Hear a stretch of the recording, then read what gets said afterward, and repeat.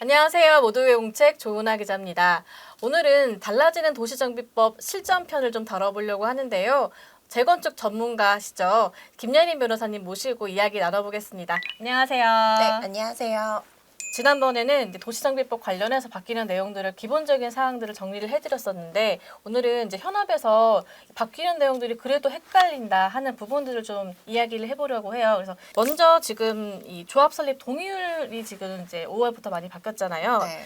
75%에서 70%로 완화가 됐는데 사실 이 가로주택 정비 사업이라든가 재개발 사업 쪽은 여전한 상황인 거잖아요. 그래서 기존 동의율 유지되면 좀 형평성이 어긋나는 것 아니냐 뭐 이런 이야기도 있어서 좀 말씀 부탁드릴게요. 네, 일단 이번에 도시정비법이 굉장히 많이 개정이 됐는데 이 동의율 부분 관심이 좀 많으실 것 같아요. 이게 그 사업지에서 보시면은 뭐 몇 퍼센트 동의율을 충족시키려고 몇 년의 시간을 소요하는 경우들도 상당히 많기 때문에 이게 5%밖에 안 되는 것 같지만 실제로 큰 영향을 줄 수 있거든요. 근데 이제 재건축 사업 같은 경우에는 사실 재개발이나 가로주택에 비해서 동의율 충족이 더 쉽다라고 생각을 하시면 돼요. 이 아파트 단지를 기준으로 하기 때문에 일단 모여 계시죠, 동에. 그리고 이제 아무래도 비용 부담 여력이 재개발보다는 좀 더 있을 수밖에 없기 때문에 동의율이 잘 나오는 편인데 오히려 이제 가로주택 사업은 소규모 주택 사업이기 때문에 동의율이 조금 충족하기가 어렵고 재개발 사업 같은 경우에는 단독 다가구 밀집 지역이니까 소득 수준이나 주거 형태가 다양하거든요. 그래서 이해관계가 다르기 때문에 이 동의율 충족하는 게 더 어려워요. 그래서 실제로는 이제 재건축보다는 가로주택이나 재개발 사업 같은 경우가 동의율이 더 완화되어야 될 필요성이 높은데 지금 뭐 재건축만 사실 동의율을 좀 완화했다. 이건 좀 문제가 있는 것 같아요. 이거는 이제 현업에서 이제 질문을 해오신 내용인데요. 재건축을 추진을 하려고 하는 이제 조합 단계는 아니고 이전 단계 이제 같이 추진을 하려고 하시는데 하려고 보니까 여기 국유지가 있더래요. 근데 국유지가 있을 경우에는 어떻게 해야 되냐 이걸 좀 궁금해 하시더라고요. 예를 들어서 이제 뭐 재건축 지역 토지가 1000평이다.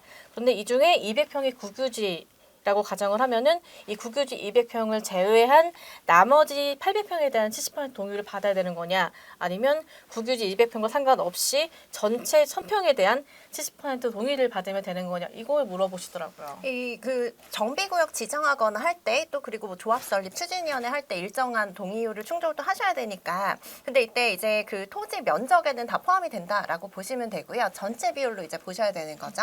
근데 이제 국유지 동의와 관련해서는 조금 특이한 사항이 있어요. 국유지 같은 경우에는 국가가 소유하고 있잖아요. 근데 이제 재개발 재건축 사업 같은 경우에는 이제 국가 지자체에서 인허가를 내주는 형태로 이루어지는 사업이기 때문에 사실 이제 국유지 그러니까 국가가 명시적으로 반대 의사를 표명하지 않으면 정비 사업에 대해서 그냥 자동 동의가 의제된다라고 보시면 될 것 같아요. 그러면 이제 이번 혹시 추진이 동의할 때 설립을 할 때 이 토지 소유자의 과반수 이상 동의 받게 돼 있는데 이때도 비슷하게 적용이 되는 건가요? 자동 동의로 그냥 의제된다라고 보시면 되기 때문에 별도의 이제 동의서를 제출하는 과정은 없는 거죠. 다만 이제 명시적으로 이 재개발 사업에 반대한다라는 의사 표시를 했다라고 하면 그때 이제 빠진다라고 보시면 될 것 같아요. 그럼 이거 추진하시는 분들이라면은 이제 뭐 추진하는 의사를 이제 표명을 했는데 국유지 쪽에서 따로 말이 없다라고 네. 하면 그냥 쭉 진행을 하시면 된다. 네, 포함하시면 돼요. 이제 추진위 관련된 내용을 좀 더 얘기를 해볼게요. 이 개정 전에는 뭐 이제 입안 제한부터 정비구역 지정, 정비계획 수립, 추진위 구성, 조합 신청, 조합 설립, 사업 인가, 관리 처분, 착공 이렇게 순서로 쭉 진행이 됐잖아요. 근데 이 개정 이후에는 이 순서가 좀 변경이 되는 것 같은데 보통 추진위를 설립한 후에 업체 지원을 받으면서 이 사업을 추진할 수가 좀 있었었는데 이러면은 정비구역 지정 이전 단계에서도 혹시 지원을 받을 수 있는 건지 이거를 물어보시더라고요. 이게 기존에는 정비구역 지정 후에 이제 추진위원회를 설립하도록 하니까 사실 이제 추진위원회 설립하기까지 굉장히 많은 용역들이 필요하거든요. 이 정비구역을 지정하려면은 그냥 이제 정비구역 이렇게 지정해 주세요라고 해서 지정이 되는 건 아니고 정비 계획을 만들어야 돼요. 근데 이게 일반적으로 주민들이 하실 수 있는 영역이 아니거든요. 그래서 이제 신통기획 같은 거, 뭐 공공사업 같은 경우는 이제 공공에서 정비계획 자체를 내려주는 형태라고 보시면 되는데 그것도 이제 주민들이 불만이 많으시죠. 왜냐하면 우리보다는 공공성에 더 치중해서 이제 계획을 수립했다라고 하는데 주민분들은 잘 모르시기 때문에 여기에 대해서 정비계획 수립 과정에 뭐 의견 표명하는 거나 이런 것들도 좀 전문적으로 이뤄지기가 어려운 부분들은 있어요. 근데 지금 그 이번에 이제 개정된 도시정비법에 보면은 정비구역이 지정이 안 되더라도 그 이전에 추진위원회를 설립하고 그렇게 되면 이제 그 조합을 설립하는데 좀 필수적으로 필요한 설계라던가 그 정비업체 뭐 이렇게 선정을 할 수 있도록 되어 있거든요. 그렇게 되면 이제 그 업체의 지원을 좀 받을 수 있는 부분들이 있기 때문에 아무래도 좀 정비 사업에 속도가 붙을 수 있다라고 보실 수 있을 것 같아요.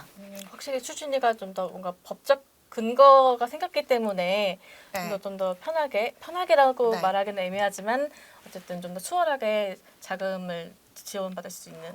자금 지원이라기보다는 용역 계약 자체를 체결을 할 수가 있는 거죠. 기존에는 이제 추진위원회 설립이 안 되면은 업체를 공식적으로 선정하기가 어렵거든요. 그리고 이제 업체 입장에서도 사실 추진위원회는 법정 단체잖아요. 그래도 토지 등 소유자의 과반수 동의를 받아서 법정 단체가 설립이 되는 건데 그 이전에 막 준비위원회 이런 것들은 사실은 실체도 불분명하고 법적으로도 당사자 적격이 있다 이렇게 보기가 좀 어렵거든요. 그러다 보니까 이제 업체들도 별로 지원을 안 하려고 하는 그런 부분들이 많이 있죠. 근데 이제 추진위원회가 설립이 되면 정식으로 계약을 체결하고 당장 용역비를 못 받더라도 나중에 이제 받게 되는 것이 거의 명확하게 되니까 아무래도 이제 그 좀 지원을 많이 받을 가능성이 높아지죠. 사실 서울시 같은 경우에는 이제 다양한 지원 제도들이 있잖아요. 뭐 공공지원 조합 직접 설립제도 이런 것들을 도입할 계획인데 추진위 구성 단계를 생략을 하고 또 정비구역 지정 후에 조합 설립 인가를 곧바로 할 경우에는 시비 보조금을 주는 뭐 이런 지원 계획이 있는데 이 기준 같은 것들도 궁금해하시는 것 같아요. 사실 굉장히 좋은 제도라고 생각이 드는 게 이제 초기에 사업을 진행할 때 많은 그 용역이나 뭐 비용이 들어감에도 불구하고 사실은 이제 주민들이 모아서 한다는 거는 좀 어렵다라고 보시면 되거든요. 근데 여기 이거 같은 경우에 이제 서울시에서 보조금 3억까지 또 지원이 되다 보니까 초기 그 어떤 사업 진행을 하는데 충분히 또 쓸 수 있는 비용이 마련이 된다라는 점에서 되게 바람직하다라고 보고 그리고 이제 공공지원 조합 직접 설립이라는 거는 그 과반수 토지 등 소유자 과반수가 동의하면 추진위원회 설립할 수 있거든요. 근데 이걸 이제 역으로 추진위원회를 설립하지 않겠다라고 토지 등 소유자 과반수가 동의하면 그냥 추진위원회 설립 없이 그 조합 설립으로 갈 수 있게 해준다라는 거기 때문에 이렇게 되면 어쨌든 간에 추진위원회 설립이라는 한 단계가 없어지는 거니까 그 사업 속도는 좀 빨라질 수 있겠다라고 볼 수가 있겠죠. 서울시 쪽에도 이제 시비 보조금 기준 같은 걸 좀 이제 확인을 해봤는데 관련된 내용 좀 여쭤보도록 하겠습니다. 당초에 그 조합 직접 설립의 시비 보조금 지원 동의율을 75%에서 50%로 완화했습니다. 이와 관련해서 보조금 지원 기준은 아직까지는 이제 확정되지는 않았는데 그 조합 설립 무산 등으로 인한 예산 낭비 그리고 사업 혼선을 예방하기 위한 방안을 고려해서 지금 구체적인 기준은 마련하고 있습니다. 요거는 이제 5월 안에는 나올 것 같은데요. 아직은 이제 발표 단계는 아니고요. 그래서 이번 이런 제도를 통해서 주민 주도의 정비 사업 추진을 실질적으로 지원하고 예산 집행의 책임성과 사업의 안정성도 함께 확보할 계획입니다. 그리고 사실 제가 지난번 네. 그 내용 설명할 때 분담금 산정 내용을 빼먹었었어요. 네. 그러다 보니까 오늘은 이 분담금 산정 얘기 사실 되게 중요하잖아요. 저분들이 굉장히 예민하게 되게 민감하게 반응하시는 부분이기도 해서 이 부분도 한번 좀 설명 부탁드릴게요. 이제 그 분담금이라는 거는 말씀하신 대로 요즘에 특히 이제 민감하시잖아요. 공사비가 많이 오르고 하면서 추가 분담금 폭탄이라고 부를 정도로 그리고 관리처분 계획 단계가 되면은 이제 비례율이나 분담금이나 이런 것들이 명확해지기 때문에 뭐 상계동의 한 단지 같은 경우에는 아예 그냥 사업이 뭐 거의 파행 상태에 이를 정도로 이제 문제가 생기는 부분인데 이 분담금이라는 건 사실 조합원들 입장에서 굉장히 중요해요. 내가 이 아파트를 분양을 받을 수 있을지 없을지를 결정을 하셔야 되기 때문에 그래서 이제 중요한 단계마다 분담금을 어느 정도 이제 대략적으로 알려주도록 되어 있다라고 보시면 되거든요. 근데 이게 그 최초로 알 수 있는 때가 이제 정비계획 수립할 때, 그때 이제 공람 공고하면서 기존에는 이제 토지 등 소유자별로 분담금을 고지하게 했었는데 이렇게 하다 보니까 사실 이거 그 산정하는 것도 굉장히 어렵고 사업 초기 단계다 보니까 이게 정확하게 산정되는 것도 아니다 보니까 여러 가지 좀 애로사항이 있어서 이제 유형별로 산정하는 걸로 좀 바뀌었다라고 보시면 될 것 같아요. 그래서 정비 계획 수립할 때쯤 보면 대략적으로 이제 분담금 같은 것들을 좀 추산을 해서 내가 이 아파트 또는 이 빌라를 샀을 때 나중에 새 아파트를 분양받는 것에 투자 가치가 있겠다 없겠다 이런 것들 좀 판단할 수 있는 시기로 보시면 될 것 같아요. 근데 한편으로는 또 주민분들한테는 불리한 측면도 좀 있을 것 같아요. 그 이전보다 사실 좀 간소화된 형태로 분담금을 알려주도록 되어 있는 거니까 사실 주민분들 입장에서는 좀 이게 적정하게 추산된 금액인지 아닌지 이런 것들 좀 판단하기가 어려우실 수는 있겠죠. 좀 보완되려면은 뭔가 추가 정책들이 좀 필요하겠네요. 다만 이제 주민분들 같은 경우에는 정보 공개 청구권이라는 게 있거든요. 그래서 이제 유형별로 토지 등 소유자 관련 이제 분담금 산정 기준에 관한 자료들을 좀 요청해서 보신다거나 하면은 간단하게 보시는 게 그 공사비 산정 그 금액이 어떻게 되어 있는지 현실적으로 잡혀 있는지 사업비에서 가장 큰 부분을 차지하는 게 공사비거든요. 그리고 이제 분양가 같은 것들이 어떻게 잡혀 있는지 이런 정도는 좀 확인하시면 대략적으로 투자 가치라던가 아실 수가 있겠죠. 주민분들이 직접 알아서 정보 공개 청구도 하셔야 되고 오히려 더 복잡할 것 같네요. 근데 이게 정비계획 수립 단계를 넘어서 이제 조합원 분양 신청하기 전에 또 아실 수 있는 부분들이 있거든요. 그리고 이제 조합 설립 동의서 받을 때도 어느 정도 이제 고지가 되고 하기 때문에 이게 그냥 정비계획 수립 단계에서 그 고지가 안 된다라고 하더라도 명확하게 그 이후 단계에서도 아실 수 있는 부분들은 있어요. 근데 이제 그 정비계획 수립 단계 너무 자세하게 고지를 하면은 분담금이 너무 많이 나온다라는 거를 사실 어떻게 보면 좀 숨기려고 하는 부분들도 있을 것 같아요. 왜냐면 분담금이 너무 많이 나온다라고 하면은 주민들이 아예 초기 재개발 재건축부터 시작을 하려고 하지 않으실 테니까 그래서 그런 부분들이 좀 애로사항으로 작용한다라고 판단을 해서 뭐 이런 부분들이 뭐 현실적인 부분 좀 고려한 게 아닌가라는 생각 들어요. 저희가 사실 지난번 기본편을 올리고 나서 이제 댓글로 궁금하신 점들 달아달라고 했는데 그 질문 내용 중에 전자투표 내용이 있더라고요. 전자투표는 기존에 조합이 설립된 이후에만 할 수 있었잖아요. 근데 이번에 정비사업조합 총회를 할 때 전자투표를 할 수 있는 법적 근거도 마련이 됐는데 그러면 추진 단계에서 이 전자투표를 활용할 수 있냐 이런 질문이 있었어요. 어떻게 되나요? 근데 이게 명확하게 규정은 없고 지금 이제 전자투표라는 거는 그 현재 이제 이번에 개정 도시정비법을 보시면은 조합 설립 동의는 또 가능하도록 바뀌었다라고 보시면 되는데 그게 핵심이거든요. 근데 사실 이제 추진위원회는 조합 설립을 위한 행위를 하는 데다 보니까 추진위원회 의결을 이제 전자투표로 할 수 있다. 이거는 이제 자체적인 운영 규정이나 뭐 이런 것들에 따라 좀 달라질 수 있겠지만 조합 설립 동의서를 또 받을 수 있다는 점이 가장 중요하다라고 보시면 될 것 같아요. 그래서 기존에 이제 서면 결의서로 다 맞다 보니까 시간도 오래 걸리고 실제로 재개발 재건축 조합원들이 그러니까 토지 등 소유자들이 다 그 구역 내 사는 게 아니잖아요. 그래서 절반은 뭐 구역의 원주민으로 거주하시지만 절반은 이제 외지에 계시는 경우들이 많거든요. 이런 경우에는 뭐 지방까지 이제 서면 결의서 받으러 가고 동의서 받으러 가고 이런 사례들이 많았는데 전자투표로 좀 간소화하고 그 시간도 좀 절약할 수 있고 비용도 절약할 수 있는 측면들이 있겠죠.